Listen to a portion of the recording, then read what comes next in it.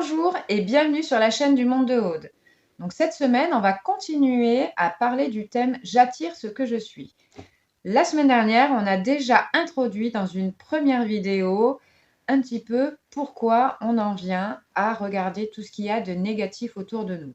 Surtout quand on est un petit peu dans cette boucle infernale où on a l'impression que la vie nous en veut, qu'on n'a que des embûches et qu'on n'arrivera certainement pas à faire ce qu'on avait prévu de faire.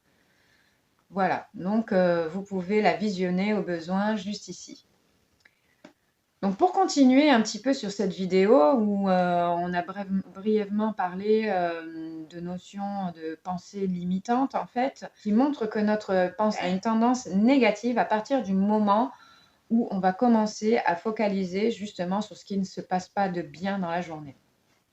Voilà, donc tout ça c'est un petit peu régi par des peurs internes, par aussi la pression du quotidien qu'on se met pour se donner des objectifs à atteindre, etc. Alors des fois, ces objectifs à atteindre, ils sont juste de fait, hein, tout simplement. Donc réussir à arriver au travail à l'heure, réussir à faire les courses avant telle heure, etc.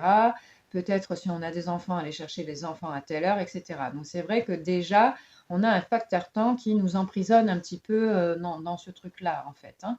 On ne peut pas se permettre, quand on est dans la vie sociétale, de se dire, et surtout quand on veut gagner de l'argent et qu'il y a des factures à payer, qu'il y a des choses à faire, quand on a la responsabilité de personnes sur soi, on ne peut pas vraiment se permettre de se dire bah, tiens, je le ferai quand je voudrais et puis je ne vais pas me stresser, etc. etc. Voilà, tout ça pour vous dire que le stress, il est permanent dans la vie de tous les jours.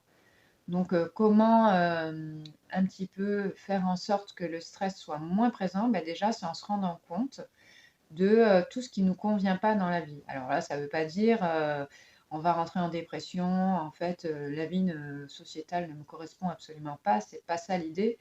C'est vraiment de se poser des questions par rapport à la place de la peur. La peur, en fait, c'est quelque chose qui nous gouverne. La peur n'est pas négative, en fait, hein. La peur, à la base, c'est quelque chose qui nous permet de nous protéger corporellement, psychiquement, etc., face à un danger potentiel. Par contre, ben, quand on est dans du stress, c'est quelque chose qui est devenu une habitude. C'est-à-dire qu'on a une peur en fond qui est là derrière et qui est continue. J'ai peur de ne pas réussir à rentrer dans les temps, j'ai peur de ne pas arriver à mes objectifs, j'ai peur de ne pas rendre mon travail à temps, etc. etc. Ou simplement, hein, j'ai peur de ne pas avoir le temps de prendre du temps pour moi. Des fois, ça peut être ça aussi. Donc, en fait, ce stress sous-jacent fait que, en règle générale, on va avoir un prisme mental qui est plutôt tourné vers la négativité. C'est pourquoi, lorsqu'on est en retard, eh ben, on va regarder, pour reprendre un petit peu l'exemple de la dernière vidéo, regarder que les feux rouges qui nous empêchent d'arriver encore plus à l'heure, au lieu de regarder toutes les fois les feux verts hein, qui nous permettent aussi d'avancer. Alors en fait, pour se rendre compte de ce que l'on attire, il faut être en capacité de se regarder soi-même. La semaine dernière, j'en ai parlé aussi de la notion de responsabilité. Donc peut-être que si on voit toutes ces choses-là de façon négative dans la vie au quotidien, c'est peut-être parce que nous, on est peut-être dans un mal-être et qu'il y a quelque chose qui ne nous convient pas dans la façon dont on gère notre propre vie.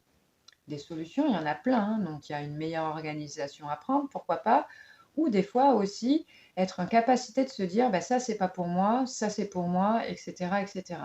Donc penser pour soi, pas penser pour les attentes que les autres ont de nous. Parce que souvent, on a besoin, nous les humains, de se sentir utiles. Et donc on a peur de décevoir les autres si on n'est pas à la hauteur. Alors qu'en réalité, on ne doit rien aux autres. On se doit à nous-mêmes quelque chose par rapport à ça.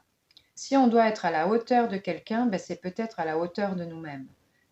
Et donc être dans la capacité de regarder ce qui nous fait du bien, ce qui nous fait du mal, ce qui nous convient, ce qui ne nous convient pas, ce qui est désagréable pour nous ou ce qui est agréable. Donc ce qui est agréable pour nous, ça c'est quand même très facile à regarder. Pourtant, on n'y prête pas souvent attention. Pourtant, on ne le demande pas souvent. Parce que, comme je vous ai dit tout à l'heure, la course après le temps. où est-ce que je veux en venir quand je vous raconte tout ça? C'est très important de se poser ces questionnements et de regarder un petit peu ces notions-là. Ça permet de dégrossir la suite qu'on va maintenant mettre en place dans cette compréhension. Donc, si je me crée des pensées positives, si j'arrive à relativiser au quotidien, je vais commencer à attirer des choses plus positives. Donc là, c'est un petit peu, donc là, ça se rapproche un petit peu de la loi de l'attraction, tout ça. Donc la loi de l'attraction, c'est quand même quelque chose qui est assez complexe. C'est pas forcément le sujet d'aujourd'hui, mais déjà, on peut commencer à parler de pensée créatrice au travers de cette vidéo. Donc la pensée créatrice, on va en parler certainement dans la prochaine vidéo, mais là, en introduction, elle est très importante à comprendre. La pensée créatrice, à partir du moment où on commence à la mettre en place au quotidien, on va émaner quelque chose de nous de positif. On va être bercé dans quelque chose de positif. On va être plus confiant en nous. On va voir la vie d'une façon beaucoup plus agréable. Et cela va nous permettre justement de rendre toutes les choses qu'on voyait négatives autour de nous, de les rendre pas inexistantes parce qu'elles seront là. Les choses, à un moment donné, il y a des faits, des fois, il y a des choses qui font que ça ne se passe pas comme on veut, c'est un fait. Mais du coup, on va plus rester focalisé là-dessus. Alors, ça ne veut pas dire les problèmes, on les oublie, mais ça veut dire que les problèmes, on commence à les prendre avec une autre façon, un autre état d'être.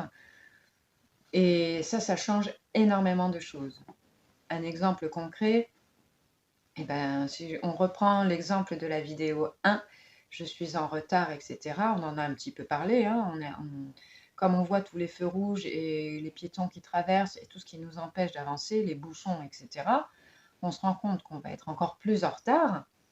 On n'est pas dans la capacité de voir qu'on a une place de parking pas trop loin de là où on doit se garer par rapport à d'habitude pour aller au travail. On n'est pas en capacité de voir à chaque fois qu'il y a un feu vert. On n'est pas en capacité de regarder la personne qui nous sourit dans la rue. Pourtant, tout ça, ce sont des bonnes choses.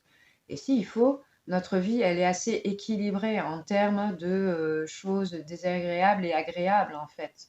Et peut-être que simplement, la vie, c'est ça.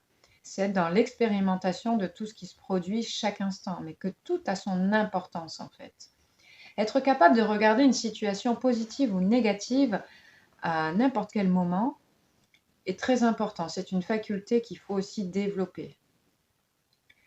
C'est une faculté qui nous permet justement de ne plus être régi par ces fameuses peurs dont je vous parlais tout à l'heure. Ces peurs qui sont tout le temps là, derrière, qui sont en train de se jouer et qu'on s'en rend même plus compte puisque on est pris dans la roue de la vie et dans la course du temps. Pourtant, notre corps réagit à tout ça. Notre corps est stressé. Notre cerveau a du mal à rationaliser. Quand on est face à des choses qui nous déplaisent et qui nous empêchent d'atteindre l'objectif qu'on s'était fixé, cet objectif même là qui nous demandait d'être réussi à tout prix, sinon ça voudrait dire qu'on n'est pas à la hauteur, etc., etc. Vous voyez un petit peu la construction de tout ce que je vous raconte, c'est hyper important en fait, parce qu'à partir du moment où on comprend ça, les choses vont déjà beaucoup mieux. Déjà, on comprend notre propre fonctionnement. Donc en fait, comment faire quand on est face à des situations de cette ampleur dans sa vie? Moi, personnellement, j'ai trouvé une solution. Après, c'est peut-être pas la meilleure solution qui va à tout le monde, mais personnellement, j'ai décidé de ressentir justement pleinement et d'accepter toutes ces émotions ambivalentes que je ressens en moi à ce moment-là. De les regarder, de les ressentir pleinement. Et en fait, on pense que ça va nous foudroyer sur place, qu'on va être encore plus dans le négatif si on s'autorise à partir dans notre tréfonds, en fait, dans notre intérieur, regarder ce qui s'y passe, ce qui s'y joue à ce moment-là. On pense que ça va nous mettre plus bas que terre, alors qu'en réalité, non. Presque, vous allez voir, il y a une part de vous-même qui va vous dire merci. Merci de enfin m'écouter. Merci de me dire que ça ne me convient pas. Quand on commence à faire de la pensée créatrice, c'est ce qu'on va regarder un petit peu la semaine prochaine, on a une capacité énergétique à recevoir aussi des choses très belles dans sa vie et surtout, enfin, on peut s'ouvrir à les recevoir. Parce que quand on n'est pas prêt à recevoir des belles choses de la vie, quand on s'attend à recevoir que du négatif, que des choses qui vont nous embêter, eh ben forcément que ça va être compliqué de créer des choses positives autour de soi. Tout est énergétique. Tout est énergétique aussi. Alors, il y a des choses logiques, bien sûr, de la vie de tous les jours, mais il y a aussi toute l'énergie qu'on déploie, qu'on a en nous. Si on est négatif, on va déployer quelque chose de négatif autour de nous. Ça va avoir un impact sur les choses extérieures et sur les autres, en fait. Et la négativité des autres aussi, pareil, ben, peut-être va avoir un impact sur nous. Si nous-mêmes, on est miroir de cela à ce moment-là, si nous-mêmes, on est dans le négatif, ça va ne faire que grossir cette bulle d'angoisse autour de nous, en fait. Donc, pour ne pas faire grossir cette bulle d'angoisse-là, eh ben, il faut arriver à se recentrer sur soi. Se recentrer sur soi, ben, c'est aussi être en capacité de regarder ce qui est désagréable, mais aussi ce qui est agréable. Parce qu'en fait, focaliser que sur le désagréable ne sert à rien.